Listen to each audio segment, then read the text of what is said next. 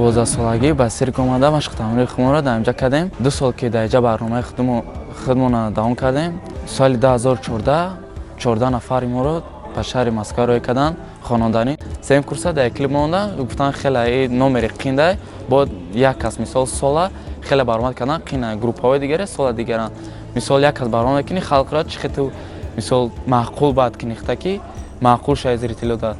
گفتم ما حرکت میکنیم که این ژانر یاد گیریم. یکم فستیوالی که در شهر لوگانسک برگزار شد اونجا در یکم بار از طرف سیرک دولتی جمهوری تاجیکستان رفتم. اونجا خیلی احساس واقعا دیگه بود که من یکم بار فستیوال ما بعد خیلی خوب برآمد کنم با هم اکلیبر که ژانری که уже دوست داشتم بعد ما уже مثال доказать کنم که نشون تیم که уже میرم خیلی با برآمد کردم خیلی خوب برآمد کردم معقول شدم.